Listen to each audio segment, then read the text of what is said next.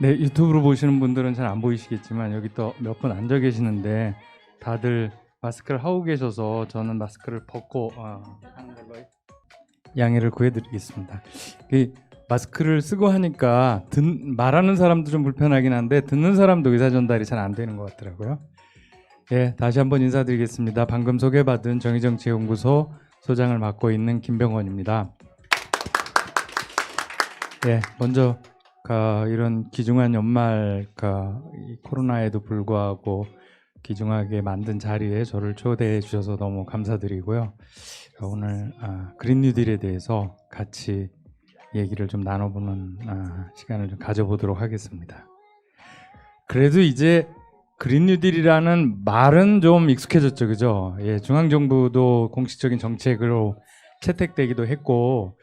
한 1년 동안 이제 여러 시민사회나 특히 여기 이제 오늘 저를 초대해 주신 환경단체 분들도 계시고 한데 분들께서 이제 많이 말씀들을 하셔서 둘 다 영어로 되어 있음에도 불구하고 단어 세 단어가 이제 대략 무슨 얘기를 할 거다 이런 거는 이제 좀 익숙해진 것 같아서 그나마 좀 얘기를 풀어가 보는데 좀 도움이 되지 않을까 싶고요. 예, 얘기를 시작해 보도록 하겠습니다. 오늘 올해 어느 시점부턴가는 무슨 얘기를 해도 얘기 시작을 코로나로부터 할 수밖에 없을 것 같아요. 여러분들 올해 한 해 정말 여기 계신 분들은 코로나로 큰 피해를 안 당하고 잘 견디신 거죠, 그죠?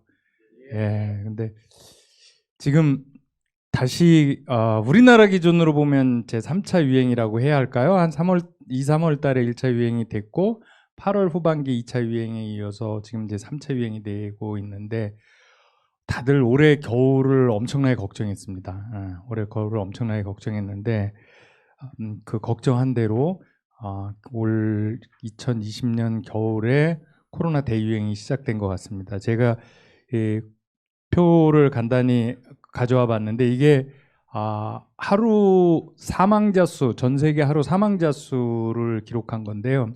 저 맨 처음에 앞에 보면 그래프가 굉장히 많이 올라와 있잖아요. 이게 이제 처음으로 팬데믹을 선언했던 3월 12일 이후 4월 초까지 갑자기 사망자가 급등한 사례이고 그 후에는 어느 정도 등락을 거듭하면서 대략 일정 수준을 유지하다가 저 뒤쪽에 갑자기 올라오는 걸 볼 수 있잖아요. 저 뒤쪽이 이제 제가 11월 말까지 끊어서 데이터를 모아본 건데 저 끝쪽으로 가면 사망자 수가 급증을 하는 걸 볼 수가 있습니다. 대략 월 평균 한 1일 5,000명, 뭐 6,000명 뭐 이런 선에서 계속 유지가 되다가 최근에 와서는 10,000명 돌파를 해버린 거죠. 그래서 10,000명이 넘는 수준으로 가고 있습니다. 오늘 아침에 제가 서울에서 충북까지 차를 가지고 오면서 그 뉴스를 들어보니까 이제 전 세계 사망자 수가 제가 여기 147만 명이라고 그랬는데 150만 명을 넘은 것으로 처음으로 그렇게 얘기되고 있습니다. 그래서 지금 한 6천만 명이 넘었고 전 세계적으로 확진자는 그리고 사망자는 150만 명이 넘는 수준으로 지금 확산되고 있죠. 아마도 많은 예측기관들은 올해 12월, 1월, 2월까지 계속 될 거라고 예측을 하고 있고 지금 이제 백신 개발과 그 긴급 승인들을 서두르고는 있지만 아마도 우리 시민들 손에 오기까지는 꽤 시간이 걸릴 것으로 예상이 되고 있죠. 진짜 긴 시간이면 긴 시간이었던 것 같아요. 여러분들 한번 기억을 더듬어 보세요. 작년 이맘때 딱 1년 전 12월 4일 어느 시점으로 돌이켜보면 올해 2020년 코로나19로 전 세계가 이 난리가 날 거라고 예상했던 사람들은 아마 거의 없지 않을까 싶어요. 그죠?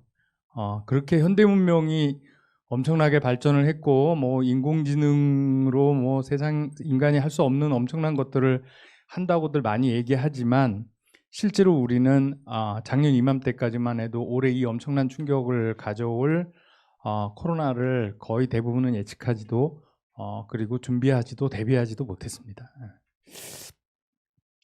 그 때문인지 코로나가 터지고 나서 불과 한 2, 3개월 사이에 순식간에 전 세계에 전파가 됐잖아요. 전파가 되고 그리고 그 후로 계속 지속이 되었는데 이게 이제 그거보다 더 당황스러운 거는 전파가 그렇게 빨리 됐는데도 불구하고 딱히 지금 여러분들께서 마스크 쓰는 거 말고는 지금 적어도 지금까지는 딱히 뭔가를 대처할 만한 대응할 만한 방법이 없이 되게 무력하게 이 상황을 그냥 활동 안 하는 것밖에는 그런 경우를 맞이했는데요. 올해도 다 지나갑니다만 올해 1월 달에 전 세계 리더들이 부자 클럽이라고도 이제 비아냥거리는 소리로 하긴 하지만 매년 1월 달에 스위스 다보스에서 다보스 포럼이라고 하는 공식 명칭은 세계 경제 포럼인데 그걸 할 때 거기서 보고서가 하나 발표됐습니다. 그러니까 글로벌 리스크 보고서라고 해서 앞으로 10년 동안 전 세계에서 인류를 위협하는 위험 요소가 있다면 어떤 게 있냐를 두 가지 각으로 물어봐요. 하나는 그런 위험 요소가 있다면 그게 얼마나 발생 확률이 높냐, 발생 가능성이 이렇게 물어보고 또 하나는 그게 발생했을 때 우리 인류에게 주는 충격 정도가 어떤 정도냐 이렇게 물어보는데 그 둘 다가 크면 저기 오른쪽 상단에 포지셔닝이 되는데 전염병을 예측을 했어요. 세계 리더들이 예측을 해서 저기 표시는 해놨잖아요. 해놨는데 발생 가능성으로 보면 오른쪽으로 가야 발생 가능성이 높은 건데 중간이 좀 안 되잖아요. 그리고 충격 정도는 위쪽으로 올라가야 더 높은데 중간보다 좀 높은 정도로 전염병이 당분간 10년 안에 인류를 위협할 거다라는 표시를 저렇게 해놨습니다. 근데 발생 가능성이 중간보다도 낮았는데 발생을 해버렸죠, 그죠? 해버렸고 충격 정도는 아마도 저거 여론조사에 응한 분들이 상상하는 것보다는 훨씬 더 높은, 이 실제 벌어진 충격이 그러지 않았나 싶은데요. 근데 그때 저 표시를 할 때 사실은 전염병보다 발생 가능성도 매우 높고 일단 발생했을 때 다가올 수 있는 충격 정도도 훨씬 높은 순위로 된 게 저기 녹색으로 5개 다이아몬드 표시가 있잖아요. 저 5개는 발생 가능성도 매우 높고 충격도 거의 최상에 속하는데 그 5개가 전부 다 환경과 기후위기와 관련돼 있습니다. 예를 들어서 극단적인 기후라든지 인간이 만들어낸 기후 재난이나 뭐 생물 다양성 파괴라든지 이런 것들로 다 돼 있습니다. 그런 걸 보면 우리가 기후위기 이런 정도 급의 우리가 이제 사스 메르스 이런 것도 겪어보긴 했지만 이런 정도 급의 코로나19 같은 급의 이 신종전염병은 처음 경험하는데 이거 가지고도 우리가 너무 무력하고 너무 이렇게 어수선하게 대응을 했는데 만약에 저걸 아직 경험하지 못했다고 하지만 저런 정도 충격이 다가왔을 때 우리가 받을 수 있는 피해라든지 충격이라든지 이런 것들을 가늠해 볼 수 있지 않나 해서 여러분들에게 소개시켜 드리는 거고요. 자, 그러면 근데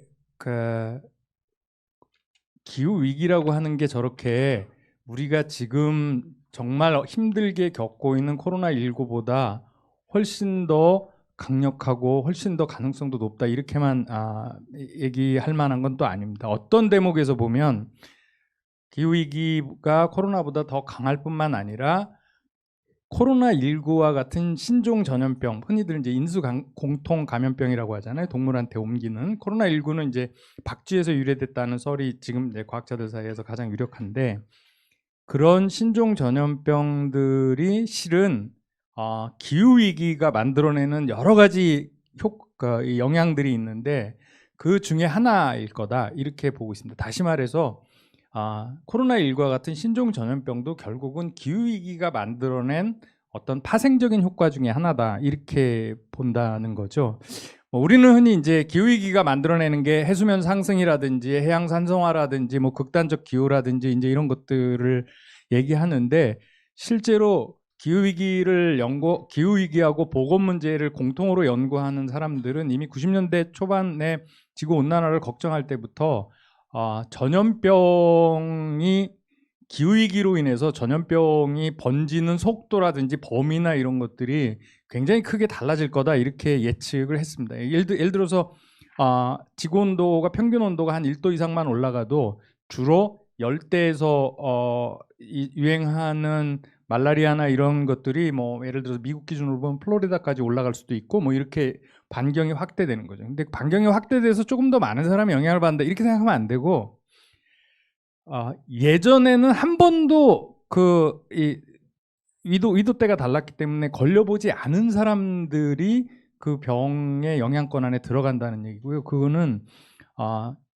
전혀 면역력이 없는 집단과 그룹한테 그게 번진다는 소리라서 그 파괴력이 그 전에 계속 면역이 됐던 사람들에 비하면은 굉장히 다르다고 해요. 우리 지금 신종 전염병도 일종의 그런 거 아니에요? 전에는 우리가 한 번도 겪어보지 못했던 건데 겪어봐서 그런 건데 그렇다고 코로나19가 신종 전염병이라고 그래서 느닷없이 생겼냐? 하면 아닌 건 아시잖아요. 그죠? 코로나19를 발생시킨 그 RNA 바이러스는 지구에 오래전부터 있었다고 해요. 다만 인간이 접촉을 안 했을 뿐이죠. 그러니까 박쥐의 몸속에 오래전부터 있었는데 그 박쥐와 인간이 접촉할 기회가 없었기 때문에 사람한테 오지 않았던 건데 최근에 이제 환경 파괴라든지 숲 파괴라든지 이런 것들로 인해서 그 박쥐하고 인간이 접촉할 수 있는 이 계기들이 만들어졌던 거잖아요. 그래서 그게 인간한테 왔고 처음으로 인간한테 왔고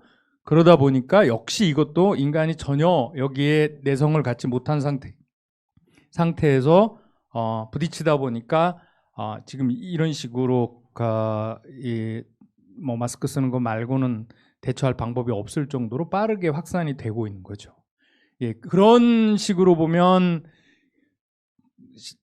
코로나19와 같은 신종 전염병도 넓은 각도에서 보면 기후위기가 만들어낸 거고 따라서 기후위기가 불안정하게 계속 진도가 나가는 한 앞으로 코로나19가 아니라 뭐 코로나21이 될지 뭐 코로나23이 될지는 모르겠지만 신종 전염병들이 계속 우리를 위협할 수도 있다 이렇게 얘기를 할 수 있지 않을까 싶습니다.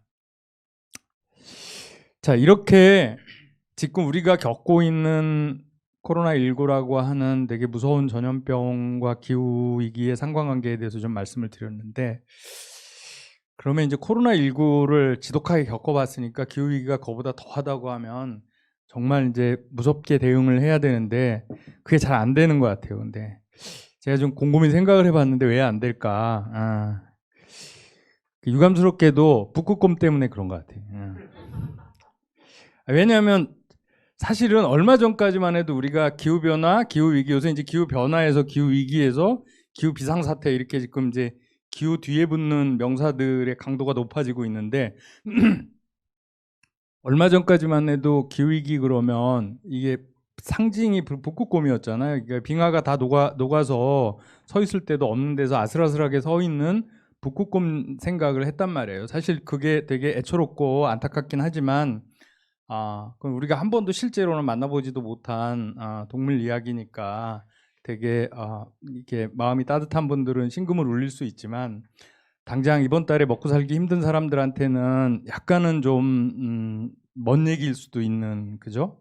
근데 지금 제가 말씀드렸지만 현재 2020년 말 현재 시점에서 기후위기는 북극곰의 생존 문제를 우리가 걱정하는 게 아니라 우리 자신의 생존 문제죠, 그죠? 우리 자신의 생존 문제고 심지어는 우리 아이들의 생존일 뿐만 아니라 그냥 이 지금 세대, 현 세대, 미래 세대뿐만 아니라 현 세대의 생존을 직접 위협하는 단계까지 와버린 겁니다.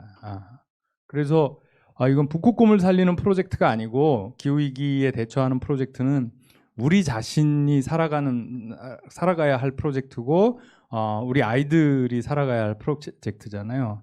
뭐 여기는 표시 안 했습니다만, 그러니까 더더구나 기후위기는 여러분들 아시는 것처럼 지구를 구하는 프로젝트가 아닙니다, 그죠? 지구는 예전에도 뭐 추가적인 평균 온도 상승이 1도는 고사하고 2도, 3도, 4도, 5도까지 올라갔던 적이 지구 45억 년 역사에서 몇 번이나 있었습니다. 그래서 지구 온도가 몇 도 올라간다고 해서 지구가 망하지는 않습니다. 지구가 사라지지도 않고 무너지지도 않고 붕괴되지도 않습니다. 무너지는 건 누구라고요? 우리죠. 특히 지난 지구 역사, 그 생물이 살았던 약 한 4억 년, 5억 년의 역사 중에 5번의 대멸종이 있었다고 그러잖아요.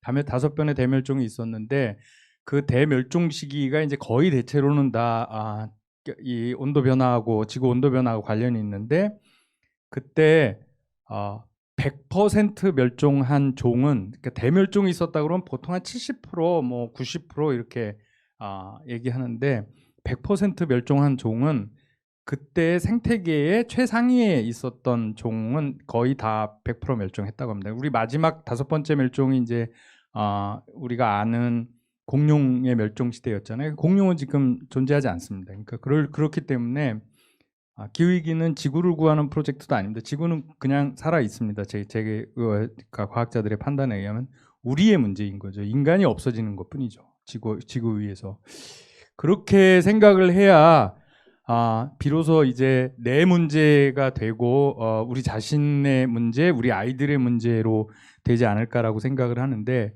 그런 대목에서 보면 물론 북극곰을 구하는 프로젝트이기도 하죠. 근데 이 기후위기를 상징화하는 게 우리 시민들에게 좀 잘못 전달이 된 게 아닐까라는 생각도 있습니다. 자, 그러면 전 세계 시민들이 인류가 다 비슷하게 우리처럼 생각하고 있을까? 뭐 이제 이런 고민을 좀 해봐야 되는데요. 조금 체감이 약간 다른 것 같아요. 올해 9월 달이니까 올해 9월 달만 해도 여전히 뭐 코로나19는 거의 피크 지점에 있었잖아요. 그때 미국의 유명한 여론조사 기관인 퓨 리서치 센터가 여론조사를 했는데 뭐라고 조사했냐면 여러분의 나라에서 가장 큰 위협이 뭐라고 생각하냐 이렇게 물어본 거예요. 그래서 대한민국 국민들까지 다 물어봤는데 대한민국 국민은 뭐라고 대답했어요? 네, 당연히 코로나19가 제일 무섭다고 대답했죠. 신종 전염병이 제일 무섭다고 대답했고요. 그 다음에 2번이 사이버 공격, 뭐 3번이 세계 경제 침체 이런 것들로 했습니다. 우리나라하고 똑같은 대답을 1등을 코로나가 제일 무섭다 이렇게 얘기한 나라는 일본, 미국, 뭐 영국 뭐 이렇게 됩니다. 근데 의외로 이 코로나 이 한복판 와중에서도 제일 무서운 게 코로나가 아니라고 대답한 나라들이 꽤 됩니다. 여기 보면 여기 녹색 표시가 1등이거든요. 1등을 표시한 건데 맨 왼쪽이 기후변화입니다. 맨 왼쪽에 컬럼이 기후변화인데 여기 보시면 프랑스, 독일, 이탈리아, 네덜란드, 스웨덴, 뭐 스페인 이런 나라들, 특히 유럽 국가들은 코로나 위기 저 나라들이 또 한국이나 동양보다 압도적으로 환자 수가 많은 동네잖아요. 근데 저 나라 국민들은 제일 위험한 게 뭐야 그랬는데 기후 변화라고 얘기를 했습니다. 저 사람들은 이 와중에도 코로나19보다 기후 위기가 훨씬 더 심각한 위협이다 이렇게 보고 있는 거죠. 그런 대목에서 보면 이 기후 위기를 위기로 인식하는 체감도가 약간 다른 것 같고 특히 유럽 쪽에서 그 체감도가 굉장히 강하다는 것을 간접적으로 볼 수가 있습니다. 그래도 다행스러운 거는 한국도 기후 위기가 위협이라고 했고 비록 4등이지만 점수는 81점으로 나왔더라고요. 저는 다행스럽게 생각하는데 1등하고 불과 8점 차이밖에 안 납니다. 그래서 한국 국민들도 올해 아마 54일 동안 여름 장마가 엄청나게 길고 이런 영향도 많이 받은 것 같아요. 제가 볼 때는 작년에 조사했으면 저렇게 안 나왔을 거예요. 그러니까 미세먼지는 대한민국 국민들이 꽤 그래도 심각하게 생각을 하는데 기후위기는 그렇지 않을 거라고 생각했는데 올해 굉장히 많이 그래도 달라진 것 같고 제가 볼 때 우리 국민들도 꽤 인식 변화가 빨리 일어나고 있는 게 아닐까 이렇게 짐작을 해보고 있습니다. 코로나19 관련해서 어쩌면 코로나19가 우리한테 모두 나쁜 영향만 준 것 같진 않아요. 하나 좀 의미 있는 전혀 예상하지는 못했지만 의미 있는 영향 중에 하나가 탄소 배출을 줄인 거거든요. 그러니까 우리 이제 3월 달부터 코로나가 급격히 확산되면서 봉쇄에 들어갔죠. 거리두기에 들어가고 아이들 학교 안 보내고 우리도 웬만하면 재택근무하고 해외여행은 거의 안 하고 뭐 이제 이러면서 말하자면 경제 활동을 대폭 줄였습니다. 경제 활동, 사회 활동을 대폭 줄이고 그래서 자동차 덜 타고 비행기 덜 타고 뭐 공장도 덜 돌리고 뭐 이제 이런 상황이 되면서 우리나라뿐만 아니라 전 세계가 다 그렇게 되면서 탄소 배출이 뭐 아직 전망치이긴 합니다만 올해가 아직 안 끝났으니까 IEA 국제 에너지 기구의 전망치에 의하면 작년 대비 온실가스 배출이 약 6%에서 8% 정도 떨어질 거다 이렇게 예상하고 있습니다. 뭐 그 정도가 뭐 대단하냐고요? 무지 대단한 겁니다. 예.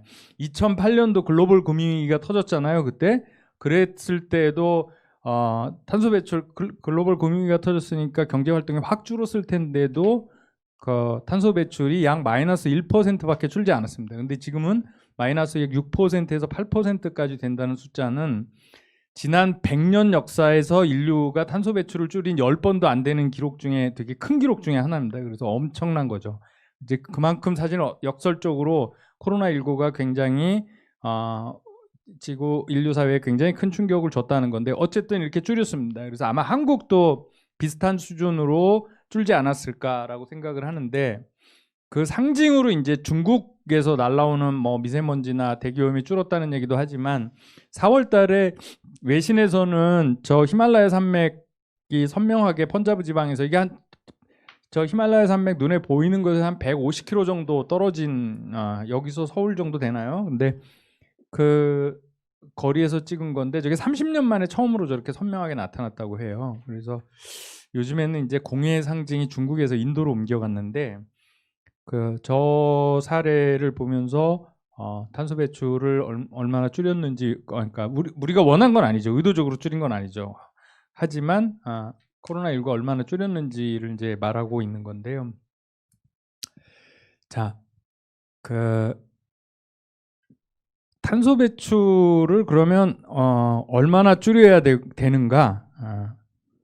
그래야 기후 위기를 막을 수 있는가? 이제 이게 가장 큰 논란이 되는데 얼마 전에 이제 대한민국도 드디어 정부가 대통령께서 2050년 탄소 중립을 선언했잖아요. 그러니까 탄소 배출 순제로인 거죠. 배출을 하되 대한민국에 있는 나무나 이런 것들이 또 탄소를 흡수하니까 흡수해서 결국은 대기상의 탄소 배출 농도가 늘어나지 않는 더 이상 추가적으로 늘어나지 않는 상태를 만들어내는 게 이제 탄소 배출 순제로잖아요. 근데 그걸 선언했습니다. 근데 사실 저도 느낌이 별로 안 와요. 그러니까 30년 뒤에 대초 배출 순제를 한다 이렇게 되면 그래서 30년 뒤에 그 목표를 달성하기 위해서 지금 이 시간에 내가 뭘 해야 되는지가 연상이 안 되잖아요. 너무 멀어서.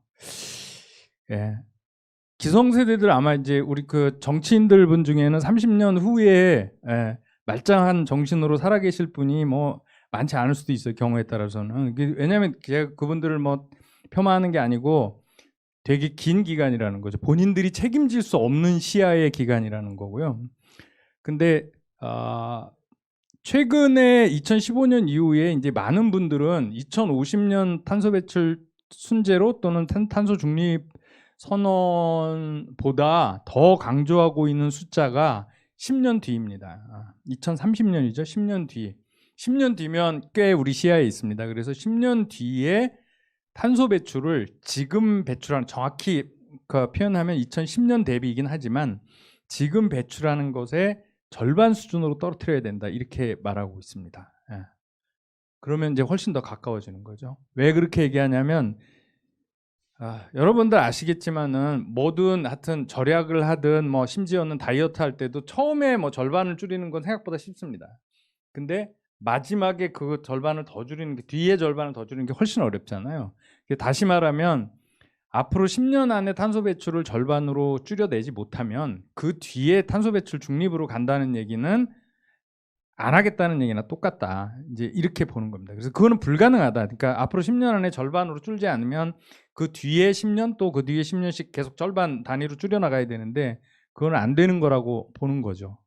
따라서 2050년 탄소 배출 중립이라는 비전과 의지를 제시하는 건 되게 좋은데 실행을 생각하려면 10년 안에 절반으로 줄이는 걸 반드시 해야 된다. 이래서 2030년 탄소 배출 절반이 오히려 지금 우리의 행동하고 연계되는 되게 중요한 포인트입니다. 그러면 10년 안에 절반으로 줄이려면 올해는 얼마 해야 되는지 내년에는 얼마 해야 되는지 대략 나옵니다. 이게 이제 사람마다 계산하는 방법들이 약간 틀린데 뭐 작년에는 유엔에서 얘기할 때 7.6%씩 줄여야 된다고 했습니다. 매년. 그리고 뭐 올해 엊그저께 새로 나온 보고서는 6점 몇 %씩만 줄여도 되지 않을까 이제 이렇게 나왔는데 평균 한 7%씩 줄여야 됩니다. 그럼 이제 우리는 대답할 수 있는 거죠. 2050년에 탄소 배출 중립 선언 오케이 좋아요. 그러면 2020년 올해 그래서 그걸 목표로 맞추기 위해서는 탄소 배출을 전년보다 7% 줄여야 되는데 줄였나? 또는 내년에도 여기서 다시 또 7%를 줄여야 되는데 그럴 계획이 지금 서 있나? 그걸 위해서 뭘 더 해야 되는 거지? 7%면 지금 우리가 한 해에 7억 톤씩 배출하고 있습니다. 이산화탄소를. 그러면 대략 10%면 7천만 톤일 거잖아요. 그럼 적어도 5천만 톤 이상은 줄여야 된다. 뭐 이제 이런 계산이 나온단 말이에요. 그러면 내년 탄소 배출 5천만 톤을 줄이기 위해서 뭐를 할 거라고 계획이 섰나 이렇게 질문할 수 있는 거죠. 이렇게 행동을 규제해야 됩니다. 그리고 우리가 특히 10년 안에 탄소 배출 절반 감축과 30년 안에 탄소 배출 중립 순제로를 목표로 했던 거는 최근에 상당히 강화된 목표이긴 합니다만 그거는 2년 전이죠. 2018년에 한국 송도에서 기후변화에 관한 유엔의 국가 간 패널인 IPCC가 송도에서 총회를 하면서 1.5도 특별보고서라고 하는 걸 발표를 했습니다. 한국에서 했는데 한국에서 그걸 발표했다는 걸 아는 사람이 거의 없는 것 같아요. 한국에서 발표했어요. 송도에서 열렸거든요. 그 회의가. 그래서 1.5 그 회의가 너무 중요합니다. 그래서 1.5도 특별보고서라는 걸 발표했고 거기서 어떤 목표를 제시했냐면 향후 지구의 온도 상승 그러니까 저기죠. 산업혁명 이전에 비해서 추가적으로 2도시 옛날에는 2도시 얘기를 많이 했는데 2도시로 제한하는 걸 얘기했다가 정확히 말하면 2015년 파리 협약에서 뭐라고 얘기했냐면 well below 2 Celsius degree 그러니까 2도보다는 훨씬 더 낮은 수준으로 해야 된다 이런 정도로 했죠. 근데 2년 전에 목표를 다시 명확히 해서 2도씨까지 올라가게 되면 예를 들어서 뭐 해양에 있는 산호초의 90% 이상은 다 백화 현상이 일어나서 죽을 거다. 뭐 이제를부터 비롯해서 그 다음에 해수면 상승이나 이런 것들로 해서 기후 난민 수가 컨트롤 불가능한 수준으로 간다. 고로 2도로 제한하면 안 되고 1.5도 이내로 억제해야 된다. 이렇게 한 겁니다. 그리고 그걸 하기 위해서는 10년 안에 탄소 배출 절반, 30년 안에 탄소 중립 이렇게 해야 된다. 이거를 만장일치로 채택을 한 거죠. 누가? 유엔에서. 이 얘기는 유엔은 여러분들 생각보다 꽤 보수적이라고 하는 거를 감안하고 들어야 돼요. 유엔이 과격하게 그렇게 지른 게 아니고 거의 제가 알고 있기로는 그 관련된 과학자들의 90% 이상이 찬성하는 얘기들만 보고서에 담는다고 해요. 그 얘기는 물론 이제 그거보다 훨씬 더 낙관적으로 뭐 그렇게 세게 할 필요 있어 이렇게 주장하시는 분들도 있겠지만 반대도 있는 거죠. 어떤 분들은 이미 텄다. 이미 1.5도 이내로 막는 거는 어렵다. 왜냐하면 탄소 배출을 지금 하게 되면 그게 온도에 영향을 주는 게 한 10년, 뭐 15년 뒤에 영향을 주기 때문에 이미 우리가 막아야 될 임계치를 지났을지도 모른다. 이렇게 주장하시는 분들도 많다는 얘기입니다. 그러니까 최소한 유엔의 보고서의 권고사항은 그리 과격한 게 아니라는 걸 감안하고 우리가 이제 해석할 필요가 있는데요. 자, 1.5도로 줄여야 되는데 이미 2020년 현재 시점에서 1.1도 정도 평균 올라간 걸로 해야 된다고 합니다. 그러면 얼마 남았죠? 0.4도 남았습니다. 지금 추세대로라면 미니멈 10년 단위로 0.2도씩 올라가는 걸 가정해야 된다고 그러니까 과학자들은 생각하고 있습니다. 그러면 그냥 현재 추세대로 그대로 가면 2040년 안에 1.5도 한계는 깨지는 거죠. 예, 깨지는 거라서 생각해 보면 말씀드린 대로 탄소 배출은 온실가스 배출은 지금 하면 그게 시간 지연 효과가 있어서 뒤에 나타나기 때문에 어쩌면 2030년 되면 다시 0.2도 이상이 더 올라가 있을 수도 있고 그래서 1.5도를 맞추는 게 굉장히 어렵다 이렇게들 생각하고 있는 정도입니다. 자, 요 오른쪽 그림으로 쭉 좀 요약을 해보면, 자, 지금 이제 1.5도, 1.1도까지 올라가서 저 꼭대기까지 올라갔습니다. 이게 최근 100년 동안 탄소 배출의 증가 속도를 표시한 건데요. 정말 뭐 굉장히 가파르게 늘어났잖아요. 그죠? 굉장히 가파르게 늘어났고, 저기 검정색으로 꺾은 게 몇 개 되는데요. 하나, 둘, 셋, 넷, 다, 여섯, 일곱. 100년 동안 탄소 배출이 줄어든, 의미 있게 줄어든 적은 7번밖에 없다는 소리입니다. 예, 그를 계속 들었습니다. 그것도 선형적으로가 아니라 굉장히 거의 지수적 곡선에 가깝게 늘어왔던 거고, 자, 맨 마지막에 꺾였죠, 그죠? 7%. 저건 저기 아까 말씀드린 코로나19가 꺾어놓은 겁니다. 꺾어놓은 건데요. 아까 제가 10년 뒤에 탄소 배출을 절반 수준으로 떨어뜨려야 한다고 했잖아요. 저 그림을 그려놨습니다. 저 맨 오른쪽에 마이너스 50% 해가지고 저렇게 떨어뜨려 놨잖아요. 근데 되게 우연치 않게 올해 코로나로 7% 떨어진 거를 그냥 직선을 쭉 그어버리면 저기에 도달해요. 그죠? 이게 제가 그린 게 아니고 올해 7월 달에 주간 타임지가 그린 거를 제가 옮겨온 거예요. 이미지를 떠서 옮겨온 건데, 이게 무슨 말일까요? 우리가 원했던 건 아니지만 올해 코로나로 여러분들 경제 활동을 왕창 축소하고 고통을 감수하면 7%가 줄잖아요. 그러면 내년에도 또 그렇게 하시면 돼요. 그리고 10년 동안 계속 반복적으로 올해 코로나 겪은 정도 강도의 경제활동 축소를 회복하지 말고 누적적으로 하시면 10년 뒤에 절반에 도달합니다. 예. 그렇게 그 의미입니다. 저 그래프는 그런 의미입니다. 하실 수 있겠어요? 진짜요? 저는 이제 우리 여기 하시겠다고 하는 분이 한 분 계시지만, 어떤 정치인이나 진짜 선량한 여러분들 환경운동가 분들이나 시민사회 단체들 분들도 주민들에게 이거 하자고 하기는 쉽지 않을 겁니다. 사실 올해 우리 너무 힘들었잖아요. 그죠? 우리 주변의 이웃들도 너무너무 힘들어했는데 이걸 회복도 안 시킨 채로 그 강도를 똑같은 강도로 매년 누적을 10번을 하라고 그러면 그냥 지구가 망하는 한이 있어도 당장 먹고 살겠다고 나오실 겁니다. 예, 그 정도로 어려운 겁니다. 그러니까 우리가 이 탄소 배출 절반으로 줄인다는 것의 의미를 올해 우연치 않게 경험한 거죠. 그것도 딱 한 해만, 한 해 경험한 건데 그걸 이제 10번 하면 줄어드는 수준이 된 거죠.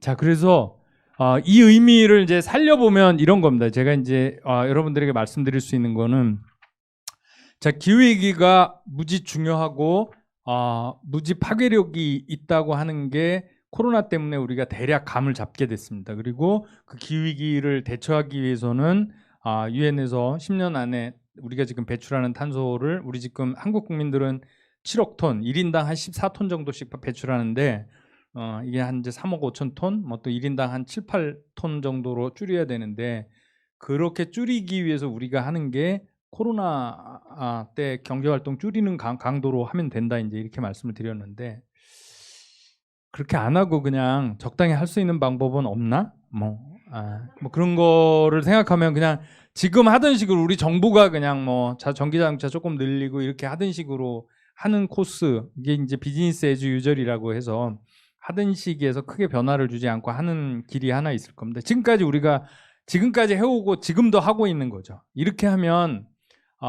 전문가들은 금세기 안에 최소 3도, 1.5도가 아니라 3도에서 뭐 5도, 6도까지 올라갈 거다, 이렇게들 보고 있습니다. 그러면 금세기 안에 지구는 인류가 살기에는 적합하지 않은 행성이 될지도 모릅니다. 제 아이한테 그 얘기를 했더니 뭐 아이는 당연히 이제 나오는 반응이 결혼도 하면 안 되고 아이도 낳으면 안 되고, 자기들은 그런 거잖아요, 그죠? 그 2050년이 저한테는 굉장히 까마득한 제 인생은 다 사는 거잖아요, 그죠? 거의.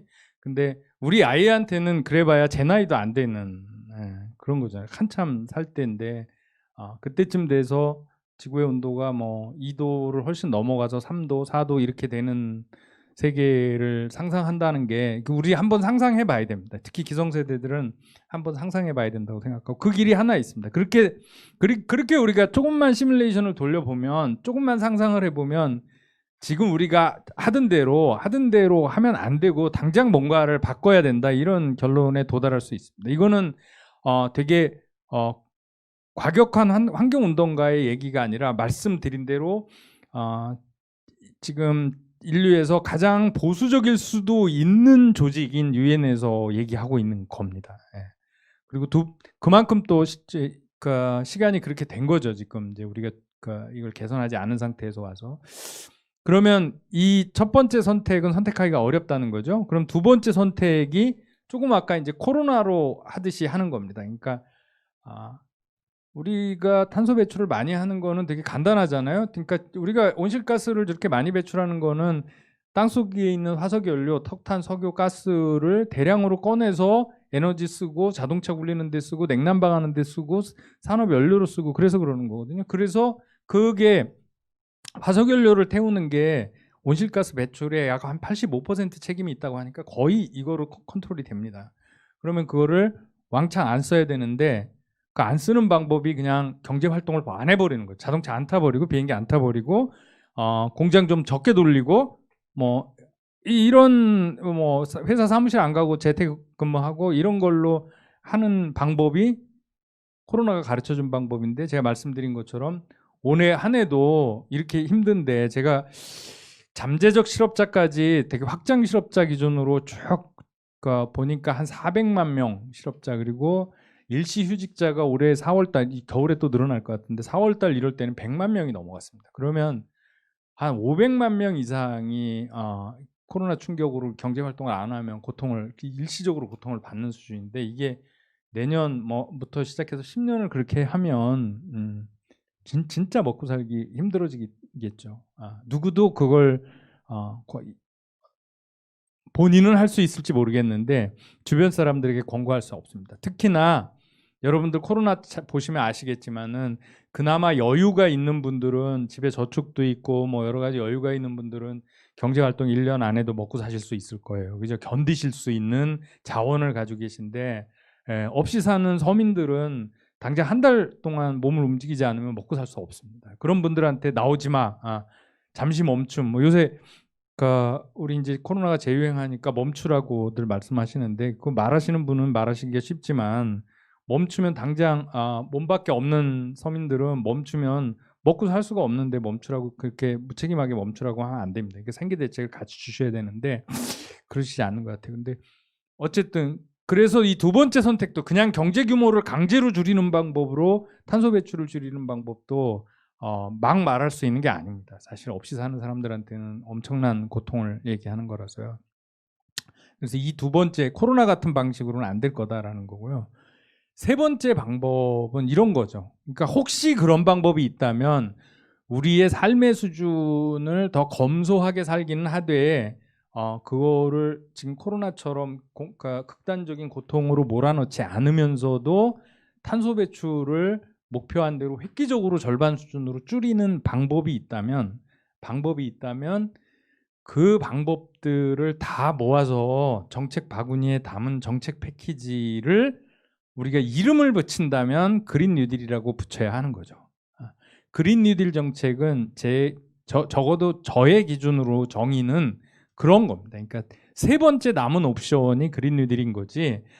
정부가 경기부양책 하는데 친환경 정책 몇 가지 더 섞어서 넣는 게 그린 뉴딜이 아닌 거죠. 그거는 10년 전에 2088년 뭐 9년 때 이명박 정부가 하셨던 전 정부가 하셨던 녹색 성장은 그렇게 해도 되는데 지금 그린 뉴딜을 한다면 그런 거 아닙니다. 제가 볼 때.